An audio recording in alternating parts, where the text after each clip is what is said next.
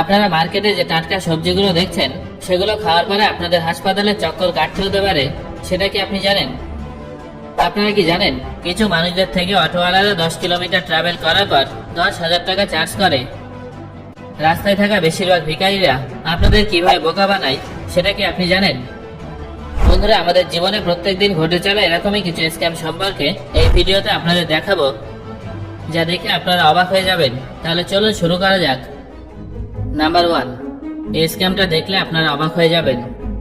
আপনারা যখনই কোথাও ঘুরতে যান তখন এমন অনেকে থাকে যারা কান পরিষ্কার করে দেয়, কিন্তু বাস্তবে এই বিষয়টা পুরোটা স্ক্যাম। সবার প্রথমে তারা আপনার কানে টর্চ দিয়ে দেখবে, তারপর বলবে যে আপনার কানে প্রচন্ড ময়লা জমে গেছে। তারপর তারা কান পরিষ্কার করার নামে অন্য হাত দিয়ে আপনার কানে আরো বেশি ময়লা ভরে দেবে, তারপর সেটাই পরিষ্কার করতে থাকবে। পাশাপাশি তারা আপনাকে এটাও বলবে যে আপনার কান প্রচন্ড ড্রাই হয়ে গেছে, তাই আপনার কানে এত ময়লা।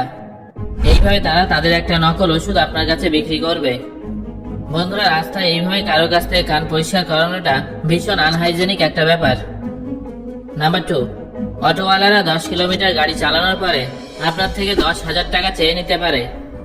আমাদের থেকে অটোওয়ালারা ন্যায্য ভাড়া নিলেও পর্যটকদের কাছ থেকে তারা ট্রিপল চার্জ করে থাকে।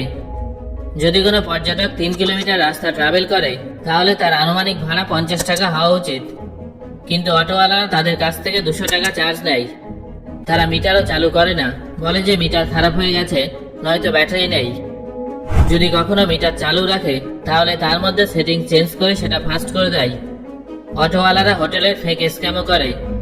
যদি কোনো টুরিস্ট বলে যে তার অমুক হোটেলে যাওয়ার আছে, তাহলে তারা বলে যে সেই হোটেলটা বন্ধ হয়ে গেছে বা সেই নামের কোনো হোটেল নেই। তারপর তারা প্যাসেঞ্জারকে নিজের চেনা পরিচিত হোটেলে নিয়ে যায় এবং তাদের কাছ থেকে এক্সট্রা কমিশন নেয়। নাম্বার 3, এই স্ক্যামটা মূলত ভারতে বিদেশিদের সঙ্গে হয়ে থাকে। বন্ধুরা, যারা জুতো পালিশ করে তারা আমাদের থেকে জুতো পালিশ করার জন্য 10 টাকা বা 20 টাকা চার্জ নিলেও বিদেশিদের কাছ থেকে অনেক বেশি টাকা নেয়। অদ্ভুত ব্যাপারটা হলো তারা বিদেশি পর্যটকদের খুব ভালোভাবে নিজের জালে ফাঁসিয়ে লুটে নেয়। এদের দলে বেশ কয়েকজন লোক থাকে যারা একসাথে মিলে স্ক্যামটা করে। এরা কোনো বিদেশি পর্যটকদের সঙ্গে দেখা করার সঙ্গে সঙ্গে হঠাৎ করে সেই পর্যটকের জুতোর উপরে ডগ পুপ ফেলে দেয়।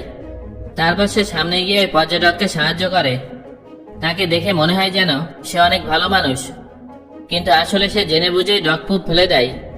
তারপর সে পর্যটককে তার ওই বন্ধুর কাছে নিয়ে যায় যে জুতো পরিষ্কার করে এবং জুতো পরিষ্কার করার জন্য 900 টাকা চার্জ করে। হ্যাঁ বন্ধুরা, আপনারা একদম ঠিকই শুনেছেন। নাম্বার 4, আমরা যখন সবজি কিনতে যাই তখন আমরা ফ্রেশ টাটকা সবজি দেখে সেগুলো কিনে ফেলি, কিন্তু একবার এই ভিডিও ক্লিপটা দেখুন। দেখলেন তো কিভাবে জলের মধ্যে সবজিগুলো ধুয়ে রাখা হচ্ছে? তবে হ্যাঁ, এমনটা সবাই কিন্তু করে না। তারপর সকালে মার্কেটে গিয়ে এইসব সবজিগুলো দেখে আমাদের একদম ফ্রেশ বলে মনে হয়, আর আমরা সেগুলো হাসি মুখে বাড়ি নিয়ে আসি। এবার আপনারাই ভাবুন এই ধরনের সবজিগুলো খেলে শরীর খারাপ হবে কিনা। এই স্ক্যামটা টাকার স্ক্যামের থেকেও খারাপ, কারণ এখানে মানুষের স্বাস্থ্য নিয়ে খেলা করা হয়। নাম্বার 5, ভারত বা বাংলাদেশে অনেকে বাসনের মধ্যে ভিক্ষা চান, কিন্তু তাদের মধ্যে অনেকে ভীষণ চালাক হয়। তাদের বাসনগুলো কিন্তু নর্মাল হয় না, ডাবল লেয়ারের হয়ে থাকে, যেগুলো নিচ থেকে ফাঁপা থাকে, অর্থাৎ তার মধ্যে দুটো কম্পার্টমেন্ট থাকে। যখনই তারা টাকা পায় তখন তারা সেটাকে নিচের কম্পার্টমেন্টে পাঠিয়ে দেয়, যাতে রাস্তা দিয়ে হাঁটা পথচারীদের মনে হয় যে তারা সকাল থেকে 1 টাকাও পায়নি। তারপর তাদের উপরে দয়া করে পথচারীরা তাদেরকে টাকা দিয়ে যায়। এখানে ভুল এটাই যে তারা মানুষের ইমোশনকে নিয়ে খেলা করে এবং তাদের সাথে স্ক্যাম করে টাকা নেয়।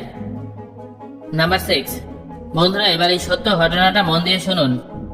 যেখানে এক বিদেশিনী এক ভারতীয় ব্যবসায়ীর দিকে সাহায্যের হাত বাড়াতে গিয়ে নিজে 48 লক্ষ টাকা স্ক্যামের শিকার হয়েছিলেন।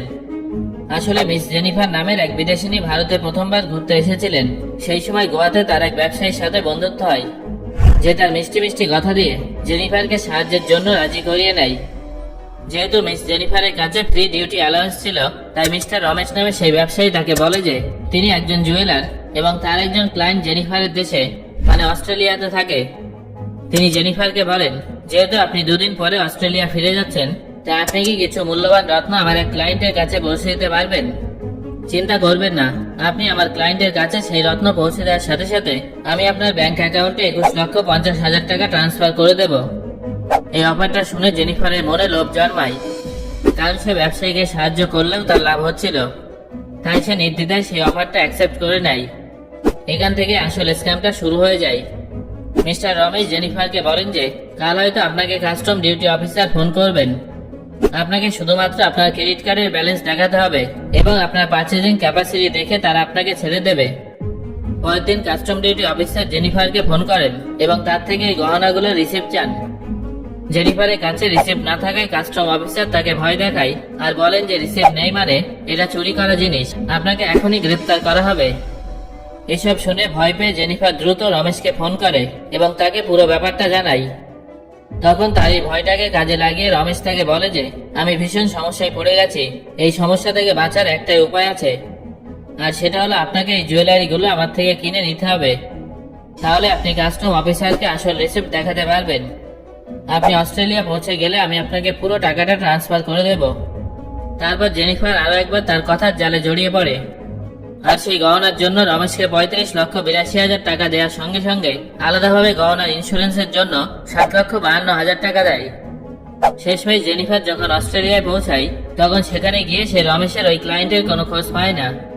তারপর জেনিফার যখন সেই জুয়েলারিগুলো টেস্ট করে তখন সে জানতে পারে যে সেগুলো সবই ফেক। এমনকি ওই কাস্টম ডিউটি অফিসার রমেশের স্ক্যামেরই পার্ট ছিল। তারা দুজনে মিলে জেনিফারের ভয়কে হাতিয়ার বানিয়ে তার থেকে এতগুলো টাকা লুট করে নিয়েছিল।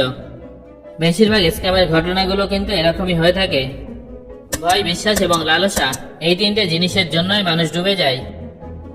নাম্বার 7, যদি একজন রেলকর্মী ঝকঝকে শুট পরে আপনার সামনে এসে বলে যে আপনি কি টিকিট কাটবেন, টিকিট কাউন্টার তো বন্ধ হয়ে গেছে, আপনি আমার কাছ থেকে টিকিট কেটে নিন, তাহলে ভুলেও তার কাছ থেকে টিকিট কাটবেন না, কারণ এটা একটা বিশাল বড় র্যাকেট।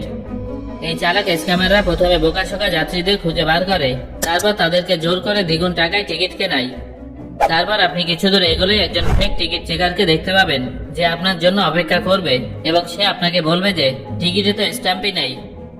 স্ট্যাম্প লাগানোর নাম করে সে আপনার থেকে এক্সট্রা টাকা নেবে।